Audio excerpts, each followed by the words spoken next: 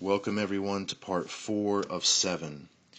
And, we've been going into detail so much about this dragon scenario and how it relates to the return of the gods because it's important. It's really what this note is all about.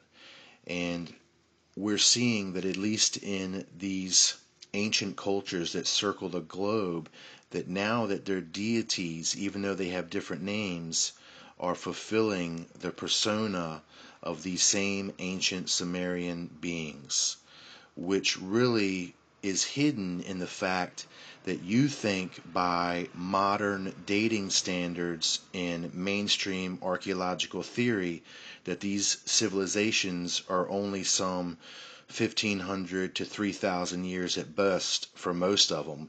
And they don't dare tell you that these civilizations, Mesoamerican and even North American cultures, go back 25, 30,000 years. They cannot let you know that. So that's a part of some of the confusion that you experience here about understanding how these cultures related, because they all relate in a very ancient time on our planet, and that ancient history is hidden from us. So in talking about what I stated about these gods and their personas, and I stated to you that the dragon symbol for our planet, the name of our planet is Tiamat, and that dragon is a three-headed dragon. That three-headed dragon you can equate to the trident symbol, which also represents that triune league of these rebels of Anu, Enki, and Enlil, and also what the Hebrew Bible calls Lucifer, Satan, and the devil. So what I'd like to do is to point you to Revelation in the Hebrew Bible, chapter 20, verse 2, that is going to give me some credibility on what I have stated. And he laid hold on the dragon, that old serpent, which is the devil and Satan, and bound him 1,000 years. So in this verse, what we see is these three rebels that I've already told you were leagued together, and we have looked at it from a Sumerian standpoint thus far.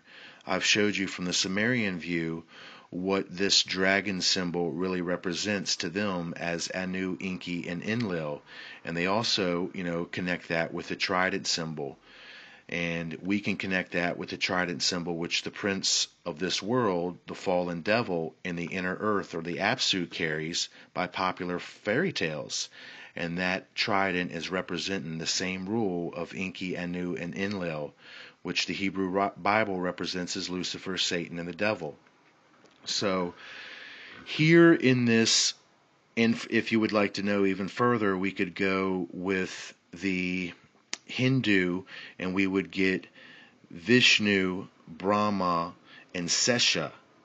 And, the triune representation continues to flow in all of these ancient cultures. They're one and the same. These dates that divide the beginnings and endings of their culture is the real fallacy.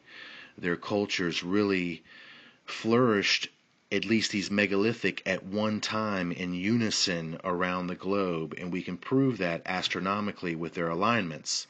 So the Bible has validated at least my statements and has proved itself to run parallel to the Sumerian statements also, and we have the symbol for the dragon being three separate personalities, being that old serpent, also the devil, and Satan. That's very interesting because you need to understand that those beings are three separate entities. And Lucifer is their ruler. He was the system sovereign of this whole planetary system before Christ completed his bestowal mission on this planet. So Lucifer was ruling in the stead of Christ until he completed his bestowal mission, his life in the flesh on this planet. Now, we're going to move to the rest of the series of the videos. Thank you for listening.